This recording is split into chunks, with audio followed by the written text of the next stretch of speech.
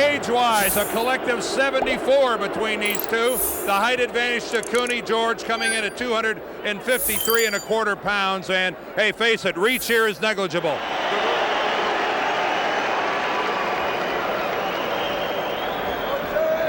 All right, Gerry and George, both were given the rules earlier. I want a good, clean fight. Obey my commands at all times. Protect yourself at all times. Shake hands. Good luck to both of you. That was the closest Gerry Cooney has come to looking at an opponent during the referee's instructions. He almost looked George Foreman in the eye. And an odd crowd in attendance here tonight. Yeah, very subdued. I don't very think muted. they came to root. I think they came to watch. I'm sure they'll get behind whoever the aggressor is in the beginning, and here we go. George immediately going to the crossed arms, the stance that he's favored throughout his now 20-fight comeback. And there's the big left hook by Gerry Cooney. Not landing that time. Obviously, that crossed arm defense is a trademark of George's trainer, 76-year-old Archie Moore, one of the all-time cliche, but really one of the all-time boxing greats. And of course, that crossed arm, George used it effectively, fighting the much shorter opponents that he's faced up to now. Gerry trying to dig for the first time, the left hook to the body. That really is his best punch. Gerry moving to his right, also not something that's very natural to him, but it's movement that's designed by his trainer, Gil Clancy, to confuse George Foreman, to keep him off balance, and therefore nullify his power. And you touched the key word there, Alex, balance, something that Gil Clancy has said that he really wanted to work on with Gerry Cooney. Oh, there's a left from George Foreman. Foreman jab, he has a very heavy and strong snapping jab when he wants to throw it and lands it, gets it home. Tremendous punch. Gerry Cooney at times also jabbed well, most notably with Larry Holmes.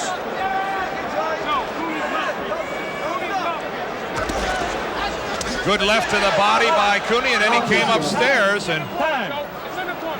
Mouthpiece is out. We're going to replace the mouthpiece. George Foreman doesn't know what it is yet. Gil Clancy puts Gerry's mouthpiece in. Lost it about 20 seconds ago. And George said, I'm not going to waste the energy walking all the way over to that corner. That replacing the mouthpiece, a new rule. Ordinarily, the fighter would have to fight without the mouthpiece for the remainder of the round. Well, there's that jab of Foreman again getting in.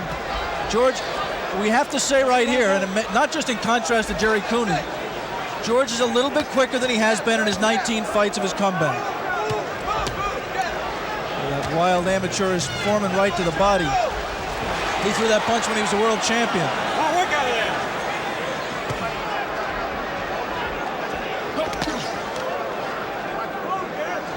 When you look at, oh, and there's a couple left and a right to the body by George Foreman. That jab lands, but really doesn't do anything, didn't have anything on it. And that's really a trademark of Foreman's punches, Alex. You could almost see Gerry Cooney thinking there a moment ago, damn, he was along the ropes. Wait a minute, I am not supposed to be on the ropes. Let me get out of here, and he did. Before Foreman was able to take advantage of it. But again, Gerry in a corner. And that time, Gerry got a little left hook in, and he wobbled Big George. First damage to either fighter done by Cooney with an inside left hook to Foreman's head. The final 10 seconds of the first round. There was a big right to the ribs by George. And they made it around. 60 seconds. George says it's so boring to sit down. Well, George has appeared to be bored through these past 19 prior fights. Not in this one. There's a good left counter by Cooney. He came in here with a much more serious look than he's had in any of his previous 19 fights of his comeback. And he better be serious because he's got millions and millions of dollars at stake here. Well, they both do. But George didn't need this fight to fight Tyson. He was going to get that Tyson fight, amazingly enough. He was going to get it anyway. He's risking everything. Oh, and there's a good right lead by George Foreman. It doesn't do a whole lot, but it definitely scores. Ooh. Oh, and another right by Foreman. And Gerry Cooney has his left hanging a little low. There he gets it back up. George putting pressure on Cooney, backing him around the ring just by walking in. Gerry so far has not chosen to stand his ground and trade punches. He's been fighting in spurts. There, standing his ground, punching, and then trying to move out of the way. Obviously, and there is the big roundhouse left, the trademark punch of George Foreman. Ooh, and that blow by Cooney went undetected by Joe Cortez. Good inside uppercut by Foreman. Oh, and look at the left, come up and slice the left, and Gerry Cooney's in big trouble. He's ready to go, and there he goes. 2, 3, 4. And he is badly hurt. Same position he was in round 5 against Spinks. A clubbing right hand by Foreman. Now let's see if he's learned anything about how to survive, because he's got 1 minute and 8 seconds left. Oh, and that's it. And I don't think this fight's over. This fight's over. George Foreman blows away Gerry Cooney in the second round. And he came over here to ringside and winked. And Gerry Cooney is not close to getting up. 1 minute and 57 seconds of the second round. George Foreman makes believers of some. I don't know how many, but made believers of some. Definitely Gerry Cooney. George Foreman, the 20th fight of his comeback, his 19th knockout.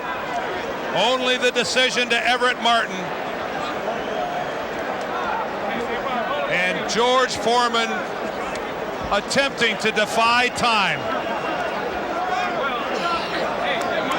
It is a crowded ring, but we'll get up to Michael Buffer. 157 of the second round, the winner. Now on his great comeback, 20 in a row, 19 by KO, Big George Foreman.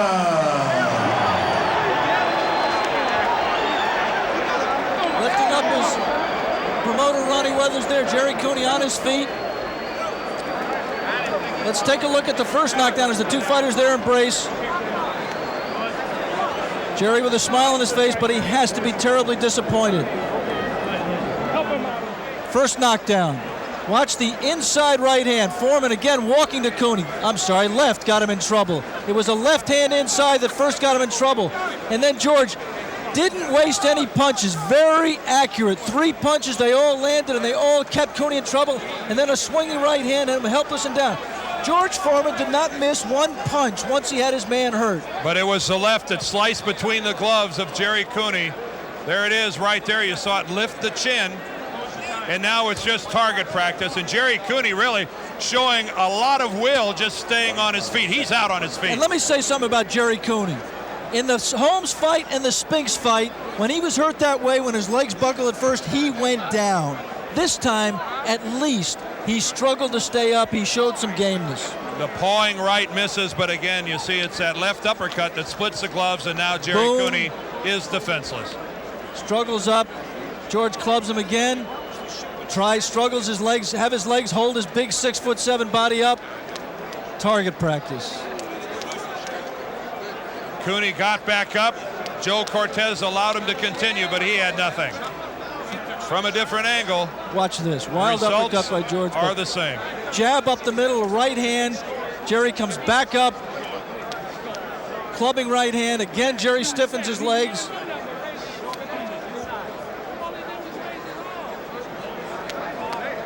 That's still the first knockdown, I believe, Dan. Yes, oh yeah, that's still the first knockdown. Cortez came in, gave Cooney the count. Gil Clancy there Cooney telling Gerry what he did wrong. Said that I could continue. Cortez allowed him to continue, and then, of course, this is the result. This is the finish of the fight, and Gerry Cooney really, for all intents and purposes, the left uppercut, there's the right, it's all over. You know, George Foreman throws a lot of unorthodox punches. That time he threw an uppercut, he got out over his lead foot, and he threw a perfect uppercut. Well, walking in with it. Yeah, keep in mind, Alex, it's against a man who's really out on his feet. I mean, Gerry Cooney showed a lot of gameness and just trying to continue. Again, George comes in for the kill. But the thing I was impressed about, Dan, was the accuracy of Foreman. And Gerry Cooney goes down hard.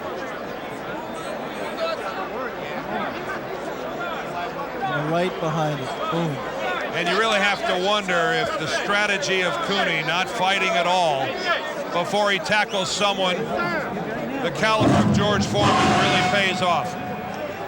George, there were a lot of geniuses, myself included, who said you were taking too big a chance against a man who was a legitimate puncher, had been at one time, might have been again. He did look like there was a moment in there where he gave you a little bit of trouble. Did he hurt you at all? Yeah, he had me wiggling a little bit. Those left hooks seemed like explosive bombs hitting my arms and whatnot. Just so happened I had a good defense, but this man can hit hard. I've never been hit that hard. And I mean, that includes Joe Frazier. This fella laid a 2 on me. I mean, even if you cover it up, it still hurt. I got nervous.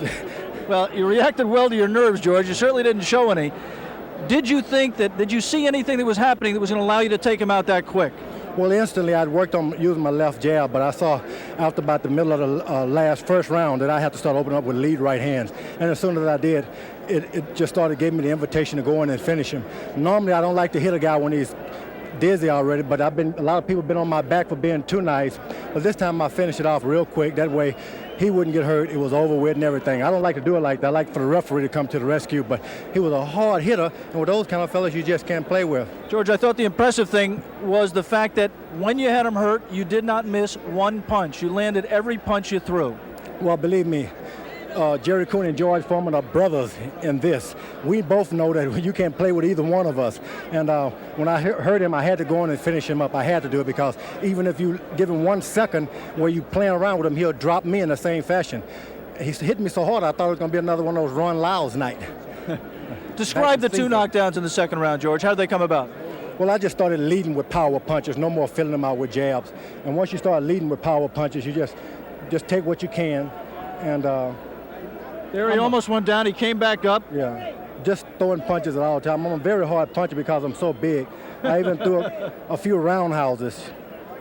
But the man that was the first knockdown. He's a fine fighter. I don't like to boast when you win. And when you win, that's good enough. And what can you say? But here's the second knockdown, George. Now I'm back to my old form, you know. Yeah, a little too big for him. I'm what you call a super duper Big Mac heavyweight. Obviously, the question is going to be, and it's going to be asked from now until it happens, are you too big in your mind? Are you too big for the undisputed heavyweight champion of the world, Mike Tyson? Yeah, that's right. I would probably knock him out a little quicker because he wouldn't back away like Gerry Cooney do.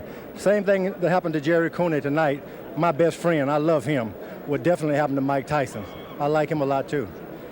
Some people, the critics are going to say, George, you beat Gerry Cooney, yes, but Cooney had not established himself, hadn't fought in 30 months. He's still not a rated heavyweight. Do you feel that you have to prove yourself against a legitimate heavyweight top 5 fighter in order to qualify for a Tyson fight? I tell all my critics, say anything that you want, call me anything, but call me right on time for dinner. Thank you, George. Let's take a listen. Congratulations, George. Gil.